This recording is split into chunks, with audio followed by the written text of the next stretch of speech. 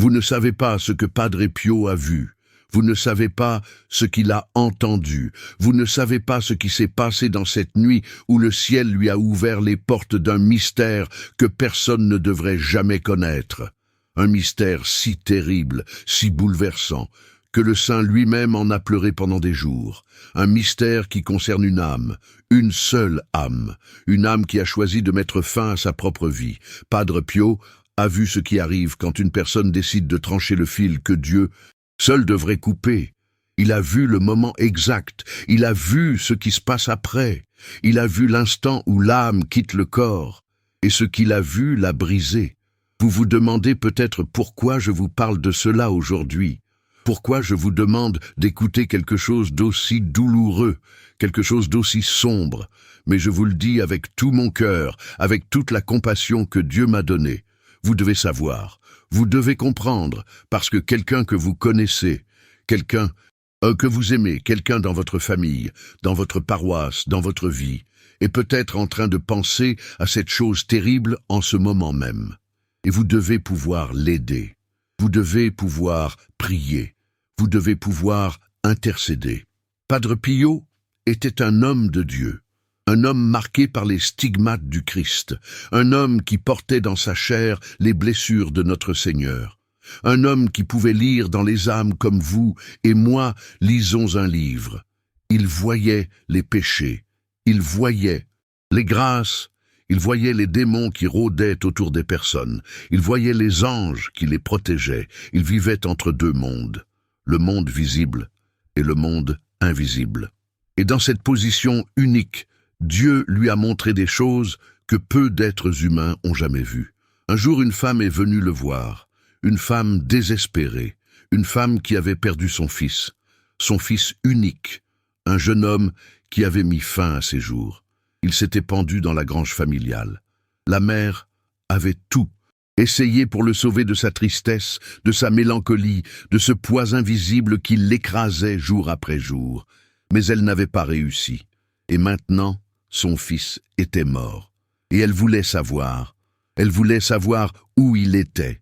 Elle voulait savoir s'il était en enfer. Elle voulait savoir si elle le reverrait un jour. Elle s'est agenouillée devant Padre Pio. Elle a pleuré toutes les larmes de son corps. Elle a supplié le saint de lui dire la vérité, de lui dire ce qui était arrivé à l'âme de son fils. Et Padre Pio l'a regardé. Il l'a regardé avec ses yeux qui voyaient tout, ses yeux qui pénétraient jusqu'au fond de l'âme.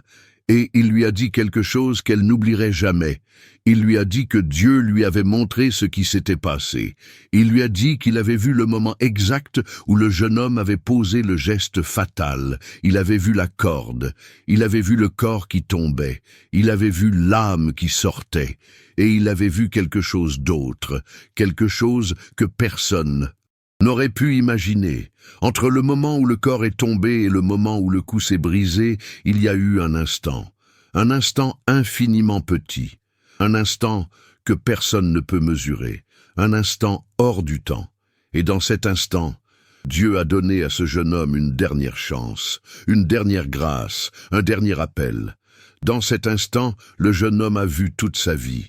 Il a vu tous ses péchés. Il a vu toutes les grâces qu'il avait reçues. Il a vu sa mère qui priait pour lui. Il a vu son ange gardien qui pleurait. Il a vu le Christ qui lui tendait la main. Et il a vu ce qu'il était en train de faire. Il a vu l'horreur de son geste. Il a vu qu'il était en train de rejeter le don de Dieu. Il a vu qu'il était en train de refuser la vie que le Créateur lui avait donnée.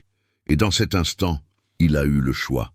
Padre Pio a dit à la mère que son fils avait fait un acte de contrition parfait dans cet instant, que dans cet instant hors du temps, entre la vie et la mort, entre le choix et les conséquences, son fils avait crié vers Dieu, qu'il avait demandé pardon, qu'il avait regretté, qu'il s'était repenti du fond de son cœur, et que la miséricorde divine l'avait accueilli. La mère a pleuré.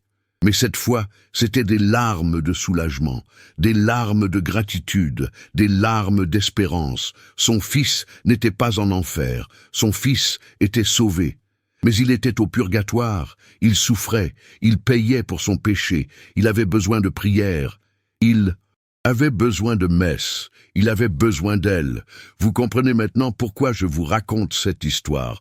Vous comprenez maintenant pourquoi cette révélation de Padre Pio est si importante. Parce qu'elle nous montre deux choses essentielles, deux vérités que nous devons graver dans notre cœur. La première vérité, c'est que le suicide est un péché grave, un péché très grave. C'est un acte de désespoir absolu, c'est un rejet de Dieu, c'est un refus de la vie qu'il nous a donnée, c'est une offense contre le Créateur qui nous a façonnés avec amour, c'est une violence contre nous-mêmes, contre notre famille, contre la société, contre l'Église. C'est un geste qui crie vers le ciel et qui fait pleurer les anges. L'Église a toujours enseigné que le suicide est un péché mortel, que c'est une transgression du 5e commandement, tu ne tueras point. Et cela inclut se tuer soi-même. Pendant des siècles, l'Église refusait même d'enterrer les suicidés en terre consacrée. Pendant des siècles, on considérait que ceux qui mettaient fin à leur jour se condamnaient automatiquement à l'enfer. C'était une doctrine sévère, certes, mais qui reflétait la gravité absolue de l'acte. Mais l'Église, dans sa sagesse maternelle, dans sa compassion infinie, a toujours su que Dieu seul connaît le cœur, que Dieu seul peut juger, que Dieu seul sait ce qui se passe dans l'âme d'une personne au moment ultime. Et c'est là que nous arrivons à la deuxième vérité. La deuxième vérité, c'est que la miséricorde de Dieu est plus grande que nos péchés, que Dieu peut intervenir au dernier moment, que Dieu peut donner une grâce finale, que Dieu peut toucher une âme même dans l'instant le plus sombre, que Dieu ne veut pas la mort du pécheur, mais qu'il se convertisse et qu'il vive. Le catéchisme de l'Église catholique nous dit aujourd'hui que nous ne devons pas désespérer du salut de ceux qui se sont donné la mort.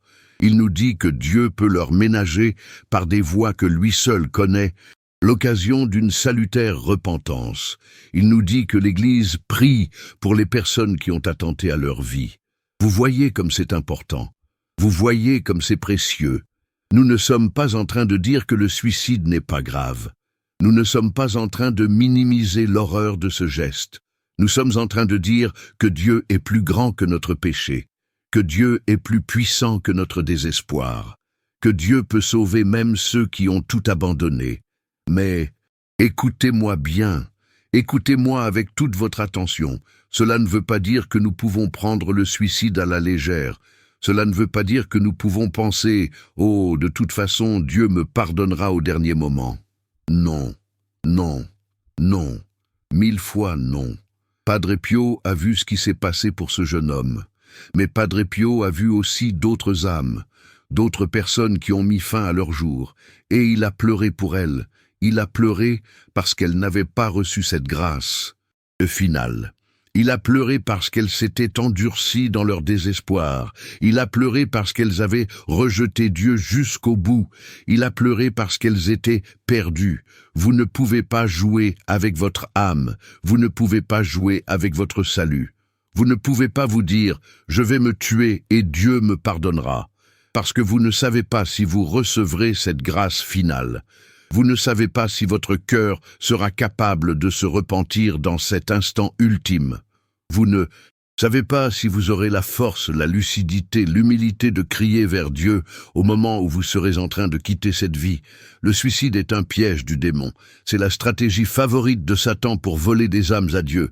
Le diable sait que s'il peut pousser une personne au désespoir, s'il peut lui faire croire que tout est fini, que rien ne peut changer, que la vie ne vaut plus la peine d'être vécue, alors il peut la conduire vers la damnation éternelle. Padre Pio voyait les démons. Il les voyait rôder autour des personnes tentées par le suicide. Il les voyait murmurer à leurs oreilles. Il les voyait leur montrer des images de mort, de faim, d'anéantissement. Il les voyait leur promettre la paix, le repos, la fin de la souffrance. Mais tout cela n'était que mensonge. Tout cela n'était qu'illusion. Parce que la mort n'est pas la fin. Parce qu'après la mort vient le jugement. Parce qu'après la mort, l'âme doit se présenter devant Dieu. Et que se passe-t-il quand une âme est présente devant Dieu après s'être donné la mort? Que se passe-t-il dans ce face-à-face terrible avec le Créateur? Que se passe-t-il quand cette âme doit expliquer pourquoi elle a rejeté le don de la vie? Padre Pio l'a vu. Il a vu la confusion de l'âme, il a vu sa terreur, il a vu sa honte, il a vu son regret infini, parce que dès que l'âme quitte le corps, elle voit tout clairement, elle voit la vérité, elle voit qu'elle s'est trompée, elle voit que le suicide n'était pas la solution, elle voit que Dieu avait un plan pour elle. Elle voit toutes les grâces qu'elle a refusées, elle voit toutes les personnes qui l'aimaient, elle voit tous les chemins qu'elle aurait pu prendre, et elle réalise qu'il est trop tard. Imaginez cette souffrance, imaginez cette douleur, imaginez voir tout ce que vous auriez pu être, tout ce que vous auriez pu faire, toutes les personnes que vous auriez pu aider, toute la sainteté que vous auriez pu atteindre, et réaliser que vous avez tout gâché par un seul geste de désespoir. C'est cela, le purgatoire pour ceux qui se sont donné la mort. C'est cette prise de conscience douloureuse. C'est cette purification à travers la compréhension de l'erreur tragique qu'ils ont commise. C'est cette guérison lente d'une blessure qu'ils se sont infligée à eux-mêmes. Et les âmes du purgatoire souffrent terriblement. Elles souffrent parce qu'elles sont séparées de Dieu. Elles souffrent parce qu'elles voient la lumière, mais ne peuvent pas encore y entrer. Elles souffrent parce qu'elles doivent être purifiées de tous leurs péchés avant de pouvoir contempler la face divine. Et pour ceux qui se sont donné la mort, cette purification est particulièrement longue et douloureuse. Padre Pio disait que les âmes du purgatoire crient vers nous, qu'elles nous supplient de prier pour elles, qu'elles nous implorent de faire dire des messes pour elles, qu'elles nous conjurent de faire des sacrifices pour elles, parce qu'elles ne peuvent plus rien faire pour elles-mêmes, parce que leur temps est fini, parce qu'elles dépendent entièrement de nos prières. Vous avez un pouvoir immense, vous avez la capacité de sauver des âmes, vous avez la possibilité de soulager les souffrances du purgatoire. Vous pouvez, par vos prières, par vos sacrifices, par vos bonnes œuvres, faire monter une âme vers le ciel. Vous pouvez être l'instrument de Dieu pour libérer une âme de sa prison de purification. Et si vous connaissez quelqu'un qui s'est donné la mort, si vous avez perdu un être cher par le suicide, vous ne devez pas désespérer. Vous ne devez pas croire qu'il est automatiquement damné. Vous devez prier. Vous devez prier sans cesse. Vous devez faire dire des messes. Vous devez offrir vos souffrances. Vous devez intercéder auprès de Dieu avec foi et confiance. La mère dont Padre Pio a parlé n'a jamais cessé de prier pour son fils. Elle assistait à la messe tous les jours pour lui. Elle offrait toutes ses souffrances pour lui. Elle jeûnait pour lui. Elle faisait des pèlerinages pour lui. Et Padre Pio lui a dit que chaque prière soulageait son fils, que chaque messe écourtait son purgatoire, que chaque sacrifice le rapprochait du ciel. Des années plus tard, Padre Pio a dit à cette femme que son fils était entré au paradis, qu'il était maintenant dans la gloire, qu'il contemplait la face de Dieu, qu'il était dans la joie éternelle, et qu'il priait pour elle du haut du ciel, qu'il l'attendait, qu'un jour ils seraient réunis dans la lumière divine. Vous voyez comme la miséricorde de Dieu est grande. Vous voyez comme l'amour de Dieu est puissant. Vous voyez comme rien n'est impossible à Dieu. Mais vous voyez aussi comme nos prières sont importantes, comme notre intercession est nécessaire. Comme nous avons une responsabilité envers les âmes du purgatoire, mais il y a quelque chose d'encore plus important, quelque chose de plus urgent, quelque chose qui peut sauver des vies maintenant, dans ce monde, avant qu'il ne soit trop tard. Et c'est la prévention, c'est l'accompagnement, c'est l'amour que nous devons montrer aux personnes qui souffrent.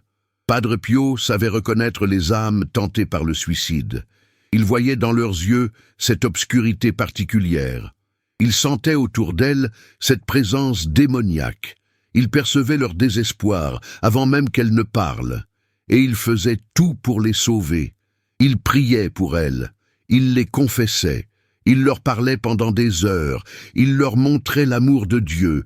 Il leur redonnait l'espérance. Vous devez faire la même chose. Vous devez être attentif aux personnes autour de vous. Vous devez remarquer les signes de détresse. Vous devez tendre la main à ceux qui souffrent. Vous devez écouter ceux qui ont perdu l'espoir. Vous devez leur montrer qu'ils sont aimés, qu'ils ont de la valeur, que leur vie a un sens, que Dieu a un plan pour eux. Parfois, une seule conversation peut sauver une vie.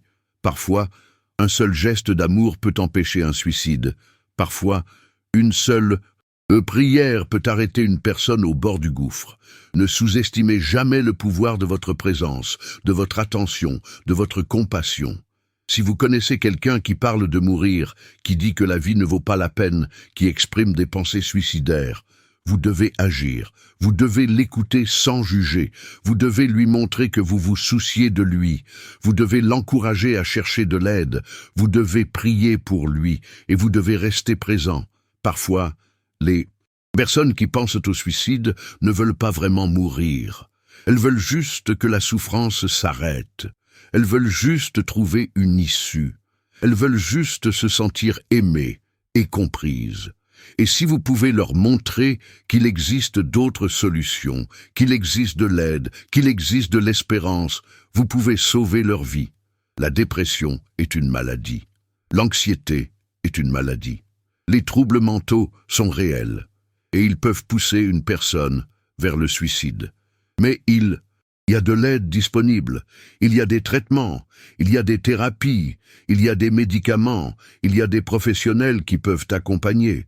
Et surtout, il y a la grâce de Dieu qui peut guérir toutes les blessures. Padre Pio disait que la prière est le plus grand remède contre le désespoir, que lorsqu'une personne prie, elle ouvre son cœur à Dieu, que lorsqu'une personne se tourne vers le ciel, elle reçoit la force de continuer, que lorsqu'une personne s'abandonne à la divine providence, elle trouve la paix même dans la souffrance. Il racontait l'histoire d'un homme qui était venu le voir avec l'intention de se suicider. Cet homme avait tout perdu, son travail, sa famille, sa santé, sa dignité. Il était au fond du gouffre. Il ne voyait aucune issue. Il avait décidé que la mort était la seule solution. Mais avant de passer à l'acte, il avait voulu se confesser une dernière fois. Il était venu voir Padre Pio. Padre Pio l'a regardé. Il a vu tout son désespoir. Il a vu toute sa souffrance. Il a vu les démons qui l'entouraient. Et il a pleuré. Il a pleuré pour cet homme. Il a pleuré pour sa douleur. Il a pleuré pour la tentation terrible qui pesait sur lui. Et puis il lui a dit quelque chose qui a changé sa vie. Il lui a dit « Mon fils, je sais que tu souffres. Je sais que tu as l'impression que tout est fini. Je sais que tu as envie de partir. Mais je te dis ceci, Dieu t'aime. Dieu t'aime plus que tu ne peux l'imaginer. Dieu a un plan pour toi. Et si tu mets fin à ta vie maintenant, tu ne verras jamais les merveilles que Dieu avait préparées pour toi. Tu ne connaîtras jamais la joie qui t'attend.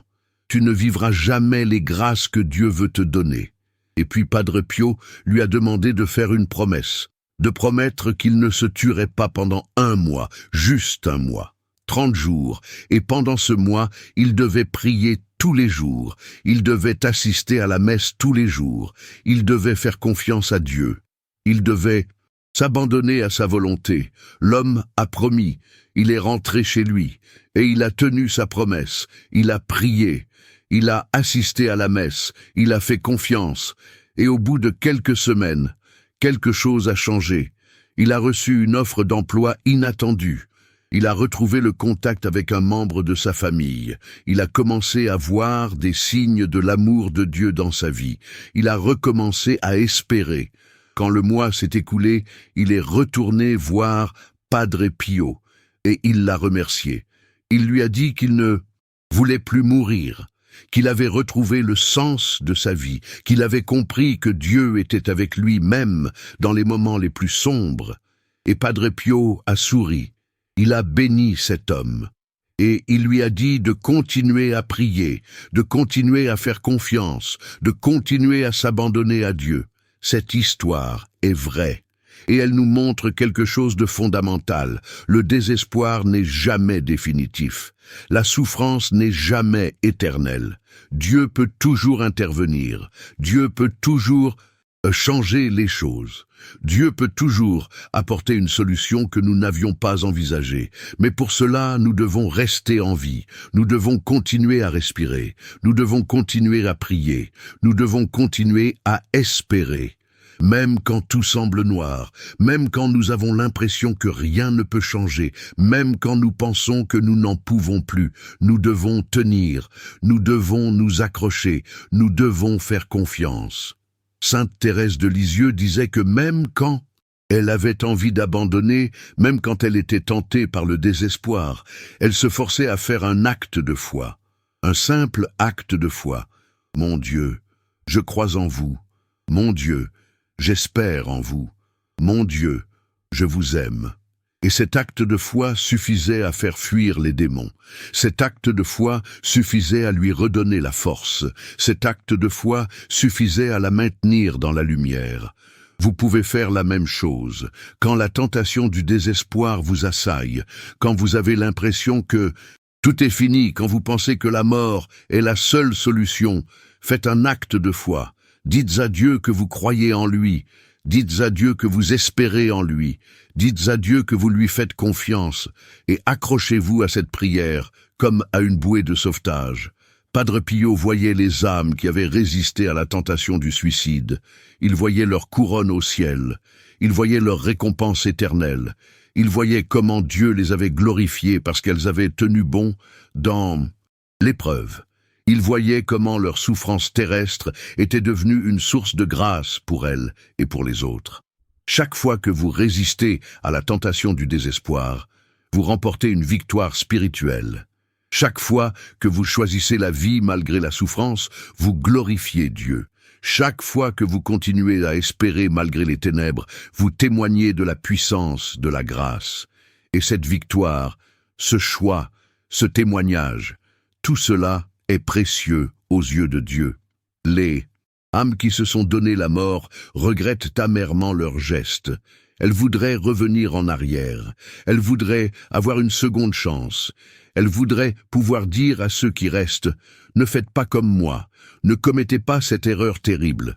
Continuez à vivre, continuez à espérer, continuez à faire confiance à Dieu. » Padre Pio recevait des messages de ces âmes. Elles lui apparaissaient, elles lui parlaient, elles lui demandaient de transmettre leurs supplications aux vivants. Elle voulait que les gens sachent la vérité. Elle voulait que les gens comprennent que le suicide n'est jamais la solution. Elle voulait épargner aux autres la souffrance qu'elles enduraient maintenant. Une de ces âmes lui a dit « Si seulement j'avais su, si seulement j'avais attendu, si seulement j'avais prié, si seulement j'avais fait confiance, tout aurait changé. Ma situation aurait évolué. Ma souffrance aurait pris fin. Dieu avait préparé quelque chose de beau pour moi. Mais je n'ai pas attendu. Et maintenant je dois purifier cette faute pendant des années. » Vous entendez ces paroles. Vous les recevez comme un avertissement, comme un appel, comme une supplication qui vient de l'au-delà. Ces âmes vous parlent à travers les siècles. Elles vous parlent à travers le témoignage de Padre Pio. Elles vous disent « N'abandonnez pas, ne désespérez pas, ne mettez pas fin à votre vie. Attendez, priez, faites confiance. Dieu est là, Dieu vous aime, Dieu a un plan pour vous. » Et si vous êtes en train d'écouter cela, parce que vous avez ces pensées terribles, ces pensées de mort, ces envies de disparaître, je vous en supplie, je vous en conjure, je vous en implore au nom de Jésus-Christ, ne le faites pas. Ne posez pas ce geste irréparable. Ne cédez pas à cette tentation démoniaque. Ne rejetez pas le don de la vie que Dieu vous a fait. Vous êtes précieux aux yeux de Dieu. Vous êtes unique. Vous êtes irremplaçable. Vous avez une mission sur cette terre. Vous avez des personnes qui ont besoin de vous. Vous avez des grâces à recevoir. Vous avez des joies à vivre. Vous avez un ciel à gagner. Je sais que vous souffrez. Je sais que c'est difficile. Je sais que vous avez l'impression que personne ne vous comprend. Je sais que vous vous sentez seul. Je sais que vous avez peur. Je sais que vous êtes fatigué. Mais je vous le dis avec toute la compassion de mon cœur. Il y a de l'espoir. Il y a une issue. Il y a une lumière au bout du tunnel. Tendez la main vers Dieu. Criez vers lui. Suppliez-le, demandez-lui de l'aide, demandez-lui la force de continuer, demandez-lui un signe, demandez-lui de vous montrer qu'il est là, et il répondra. Il répondra d'une manière ou d'une autre. Il vous enverra une grâce, il vous enverra une personne, il vous enverra un espoir. Mais vous devez rester en vie pour le recevoir. Appelez quelqu'un, maintenant. Tout de suite, appelez un ami, appelez un membre de votre famille, appelez un prêtre, appelez une ligne d'écoute. Appelez les urgences si nécessaire. Ne restez pas seul avec ces pensées, ne restez pas isolé dans votre souffrance. Parlez, exprimez ce que vous ressentez, demandez de l'aide. Il n'y a aucune honte à demander de l'aide. Il n'y a aucune faiblesse à reconnaître que vous êtes en difficulté.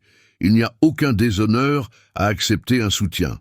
Au contraire, c'est un acte de courage, c'est un acte de sagesse, c'est un acte d'amour envers vous-même et envers ceux qui vous aiment.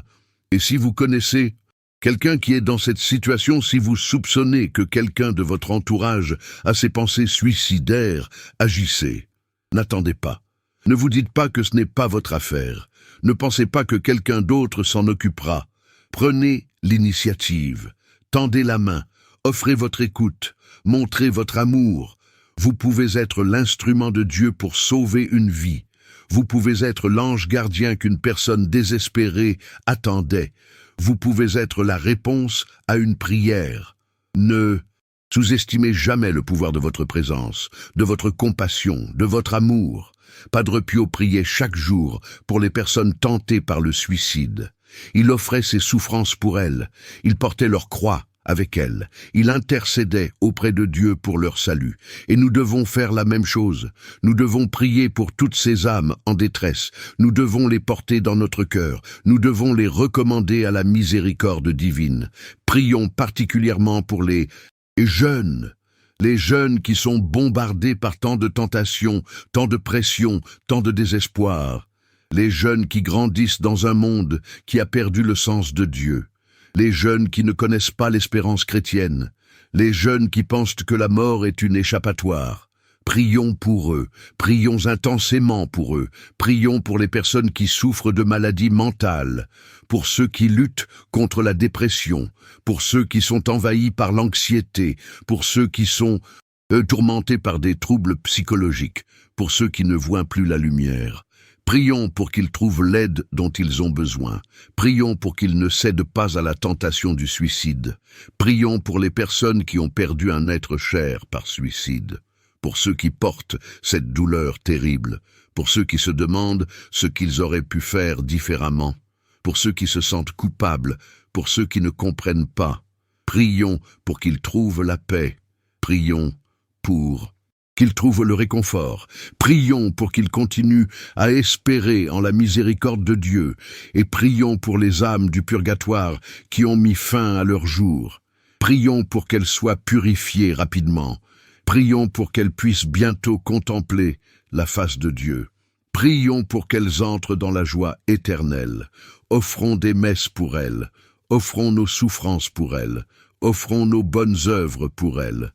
Padre Pio nous a montré que la miséricorde de Dieu est infinie, qu'aucun péché n'est trop grand pour être pardonné, qu'aucune âme n'est trop perdue pour être sauvée, qu'aucune situation n'est trop désespérée pour que Dieu intervienne.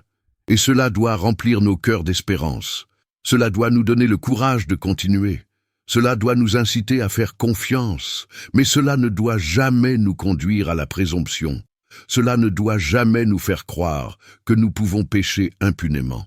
Cela ne doit jamais nous amener à penser que nous pouvons mettre fin à nos jours et que Dieu nous pardonnera automatiquement. Non, le suicide reste un péché grave, un péché terrible, un péché qui offense Dieu et qui peut conduire à la damnation éternelle. La miséricorde de Dieu est offerte à tous. Mais elle doit être accueillie, elle doit être acceptée, elle doit être reçue avec repentir et humilité. Et nous ne savons pas si, au moment ultime, notre cœur sera capable de s'ouvrir à cette miséricorde. Nous ne savons pas si nous aurons la grâce de ce dernier acte de contrition. Nous ne savons pas si Dieu nous accordera cet instant de repentance. C'est pourquoi nous ne devons jamais tenter Dieu. C'est pourquoi nous ne devons jamais jouer avec notre vie. C'est pourquoi nous devons chérir chaque instant que Dieu nous donne. Chaque respiration est un don, chaque battement de cœur est une grâce. Chaque jour est une opportunité de nous sanctifier, de grandir dans l'amour, de nous rapprocher de Dieu. Padre Pio disait que la vie est un trésor. que même dans la souffrance, même dans la maladie, même dans la pauvreté, la vie reste précieuse. Parce que c'est dans cette vie que nous pouvons mériter le ciel. C'est dans cette vie que nous pouvons aimer Dieu. C'est dans cette vie que nous pouvons faire le bien. C'est dans cette vie que nous pouvons sauver notre âme et aider les autres à sauver la leur. Quand nous arriverons devant Dieu, nous ne regretterons pas d'avoir souffert. Nous ne regretterons pas d'avoir enduré. Nous ne regretterons pas d'avoir continué. Au contraire, nous serons reconnaissants d'avoir tenu bon. Nous serons heureux d'avoir fait confiance. Nous serons dans la joie d'avoir choisi la vie. Mais si nous mettons fin à nos jours, nous regretterons amèrement. Nous verrons tout ce que nous avons perdu. Nous verrons toutes les grâces que nous avons refusées. Nous verrons tout le bien que nous aurions pu faire. Et cette vision sera une souffrance terrible qui durera longtemps au purgatoire. Alors choisissez la vie. Choisissez l'espérance. Choisissez la confiance en Dieu, même quand c'est difficile, même quand c'est douloureux, même quand vous avez l'impression que vous n'en pouvez plus. Continuez. Tenez bon. Accrochez-vous à Dieu comme à une ancre dans la tempête. Padre Pio a vu ce qui arrive à une âme qui met fin à sa propre vie. Il a vu la douleur, il a vu le regret, il a vu la purification nécessaire, il a vu la longueur du chemin vers le paradis, mais il a vu aussi la miséricorde de Dieu. Il a vu que, même pour ces âmes, il y a de l'espérance. Il a vu que nos prières peuvent les aider. Il a vu que rien n'est perdu pour ceux qui se repentent. Et maintenant, vous savez, maintenant, vous avez cette connaissance. Maintenant, vous comprenez la gravité du suicide et la grandeur de la miséricorde divine. Maintenant, vous pouvez agir, vous pouvez prier, vous pouvez aider, vous pouvez sauver des vies, vous pouvez sauver des âmes. Ne gardez pas cette connaissance pour vous. Partagez-la, parlez-en, autour de vous. Faites connaître le témoignage de Padre Pio. Faites comprendre aux gens que le suicide n'est pas la solution. Faites savoir qu'il y a toujours de l'espoir. Faites comprendre que Dieu est toujours là, même dans les moments les plus sombres. Et surtout, soyez présents, soyez attentifs, soyez compatissants. Soyez un instrument de l'amour de Dieu pour ceux qui souffrent. Soyez une lumière dans les ténèbres. Soyez une source d'espérance pour ceux qui désespèrent. Soyez un témoin de la vie pour ceux qui sont tentés par la mort. Padre Pio priait, « Mon Dieu, donne-moi des âmes ». Il voulait sauver des âmes, il voulait conduire des âmes vers toi, il voulait arracher des âmes à l'enfer. Et il a consacré toute sa vie à cette mission. Nous devons faire de même. Nous devons avoir ce même zèle, ce même amour des âmes, ce même désir de les conduire vers Dieu. Chaque âme est précieuse, chaque âme vaut infiniment, chaque âme a été rachetée par le sang du Christ. Et nous ne devons en laisser aucune se perdre. Nous devons lutter, nous devons prier, nous devons agir pour que toutes les âmes soient sauvées, pour que personne ne soit perdu, pour que tous parviennent à la connaissance de Dieu et à la vie éternelle. Le suicide est un drame humain, un drame spirituel, un drame qui touche des milliers de personnes chaque année, un drame qui peut être évité, un drame contre lequel nous pouvons lutter avec la prière, avec l'amour, avec la présence, avec la foi. Padre Pio nous a montré le chemin. Il nous a donné l'exemple, il nous a transmis l'enseignement. Maintenant, c'est à nous d'agir, c'est à nous de prendre le relais, c'est à nous de continuer sa mission pour la gloire de Dieu, pour le salut des âmes, pour la venue du royaume. Que la Vierge Marie, Mère de miséricorde, intercède pour tous ceux qui sont tentés par le désespoir, qu'elle les protège, qu'elle les console, qu'elle leur donne la force de continuer, qu'elle leur montre l'amour de son Fils, qu'elle les conduise vers la lumière, que Saint Padre Pio, stigmatisé du Christ, prie pour nous, qu'il obtienne pour nous la grâce de persévérer dans l'espérance, qu'il nous aide à aider les autres, qu'il nous guide dans notre mission de sauver des âmes, que Jésus, notre Sauveur, notre Rédempteur, notre espérance, nous donne la force de vivre, qu'il nous donne la confiance de nous abandonner à sa volonté, qu'il nous donne la certitude que son amour est plus fort que toutes nos souffrances, et que nous, et puissions tous, un jour, nous retrouver ensemble dans la gloire du ciel, après avoir combattu le bon combat, après avoir gardé la foi, après avoir choisi la vie, après avoir fait confiance à Dieu jusqu'au bout. Amen. Vous venez d'entendre un message d'espérance et de vérité, un message qui peut sauver des vies, un message qui peut sauver des âmes. Ne le gardez pas pour vous. Partagez cette vidéo avec ceux qui en ont besoin, avec ceux qui souffrent, avec ceux qui désespèrent, avec ceux qui cherchent la lumière. Et si vous voulez continuer à approfondir ces mystères de la foi, si vous voulez découvrir d'autres révélations des saints, si vous voulez grandir dans votre vie spirituelle, ne manquez pas notre prochain vidéo qui s'affiche maintenant sur votre écran. Cliquez sur la vignette et poursuivez ce chemin de découverte et de conversion avec nous. Que Dieu vous bénisse et vous garde dans son amour éternel.